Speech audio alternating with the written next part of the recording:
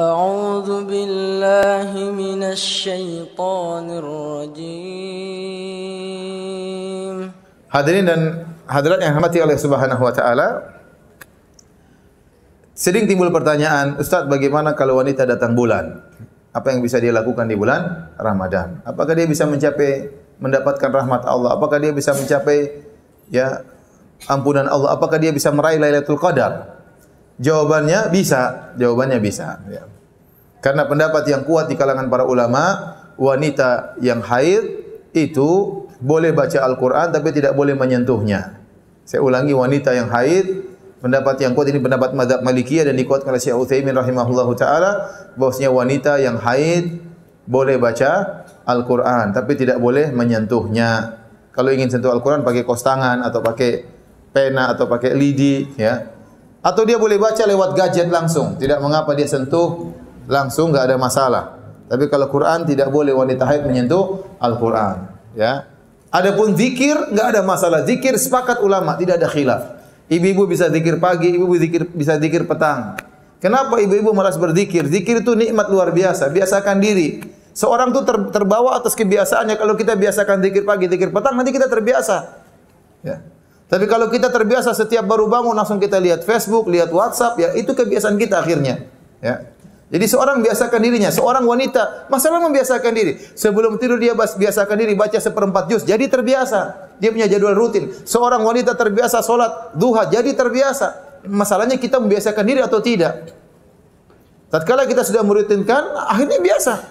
Saya dapati orang-orang awam ada yang terbiasa salat duha. Selalu salat duha. Saya dulu ketemu keluarga istri saya, ibu mertua saya dulu, Masya Allah, salat malam selalu, tidak pernah dia tinggalkan. Salat duha tidak pernah dia tinggalkan. Orang awam tidak pernah ngaji mungkin, jarang ikut pengajian. Tapi sudah jadi kebiasaan dia. Nah, seorang harus menyetel dirinya, memanage dirinya agar terbiasa melakukan amal saleh. Ya. Jadi saya katakan kepada ibu-ibu, meskipun haid boleh zikir pagi petang, boleh zikir apa saja, boleh kita subhanallah walhamdulillah wala ilaha illallah wallahu akbar wala haula wala quwata illa billah. Ya. Kita bisa la ilaha illallah wahdahu la syarika lahu, lahul mulku wa lahul hamdu wa huwa ala kulli syai'in qadir. 100 kali di pagi hari, 100 kali di sore hari. Yang khilaf cuma baca Quran, boleh atau tidak, dan yang rajih pendapat yang kuat, wanita haid boleh baca Al-Quran. Sehingga target 1 kali khatam insyaallah masih bisa berlanjut meskipun seorang wanita dalam kondisi haid. Ustaz, kalau 10 malam terakhir ternyata wanita haid, bagaimana caranya dia dapat Lailatul Qadar? Lailatul Qadar itu, ya, meskipun wanita haid bisa memperolehnya. Ya. Intinya Lailatul Qadar itu seorang beramal soleh di malam tersebut. Meskipun wanita dalam kondisi datang bulan, dia bisa beramal, dia bisa berzikir, dia bisa baca Quran, dia bisa membangunkan anak-anaknya untuk beribadah, dia bisa bantu suaminya untuk beribadah, dia bisa bersedekah, berikan makanan kepada orang-orang yang sedang iktikaf, dia bisa telepon orang tuanya, dia bersilaturahmi di malam hari tersebut, meskipun dengan telepon, dia bisa kirim makanan kepada orang tuanya, banyak yang bisa dia lakukan. Banyak yang bisa dia lakukan. Jangan nongkrong Lailatul Qadar kemudian nonton apa? Nonton sinetron. Jangan.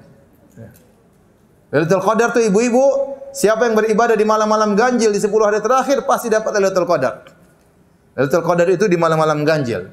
Kalau enggak malam 21 ya malam 23. Kalau enggak malam 23 malam 25 atau malam 27 atau malam 29. Barang siapa yang beribadah full beribadah di 5 malam ini, 21 malam 23 malam 25 malam 27 malam 29, maka pasti dia dapat Lailatul Qadar.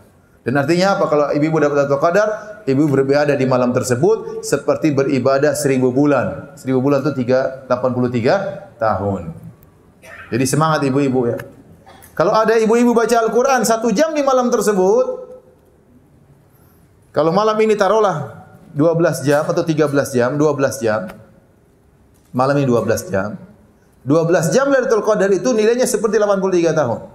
Berarti kalau 1 jam berapa ibu-ibu? Coba kalkulator ibu. 83 tahun. 83 bagi 12 sama dengan 6,9, hampir 7 jam, 7 tahun. Jadi ibu-ibu kalau baca Quran 1 jam di malam Lailatul Qadar seperti baca Quran 7 tahun. Perhatikan ibu-ibu. Biar semangat, saya kasih matematikanya. Jadi kalau ibu zikir 1 jam di malam Lailatul Qadar seperti berzikir berapa tahun? 7 tahun. Iya. Semangat. Ibu-ibu salat malam Lailatul Qadar 1 jam seperti salat selama 7 tahun. Siapa yang kuat salat 7 tahun? Siapa yang kuat baca Quran 7 tahun? Enggak ada yang kuat. Kita baru baca setengah jam udah ngantuknya luar biasa, ya. Baru baca 1 jam, baru baca setengah jam, sudah ngantuk.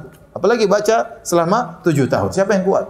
Maka ini malam yang luar biasa, terutama malam-malam ganjil. Makanya Nabi SAW begadang di malam-malam tersebut. Ibu juga begadang sama suami, begadang dah apa? Minum kopi sambil baca Quran. Baca Quran, kemudian semangatkan diri. Tidur boleh, tapi jangan lama-lama. 2 jam, 3 jam maksimal bangun beribadah. Nanti paginya baru tidur, enggak ada masalah. Ya. Ini terutama malam-malam ganjil ibu-ibu. Tapi jangan sampai ibu-ibu kemudian di malam ganjil kemudian nonton berita, nonton ini, media sosial, ya. 2 jam, 3 jam lewat, ya. Tidur juga lama 6 jam di malam tersebut, ya. Sama seperti tidur 1000 bulan di malam tersebut, ya. Waktu hilang sayang ibu-ibu, ya. Maka saling mengingatkan. Kita ini saling mengingatkan. Apalagi kalau ibu sudah kompak sama suami, insya Allah target-target bisa tercapai. Target-target bisa tercapai. Ya, ini kesempatan untuk beramal soleh. Ibu dirahmati oleh Allah Subhanahu wa taala. Taib.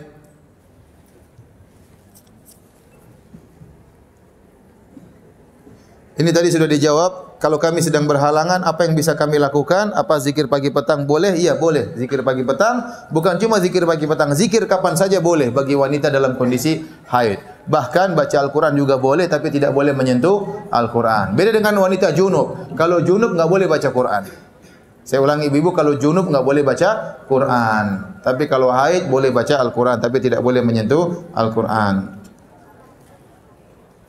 Ini juga pertanyaan tentang wanita haid. Bagaimana kalau baca Quran bukan di mushaf, enggak ada masalah. Baca di gadget disentuh tidak jadi masalah. Baca Quran di HP disentuh tidak jadi masalah karena HP bukan hukum mushaf. HP bukan hukumnya bukan hukum mushaf. Jadi disentuh tidak mengapa, enggak ada masalah. Ya.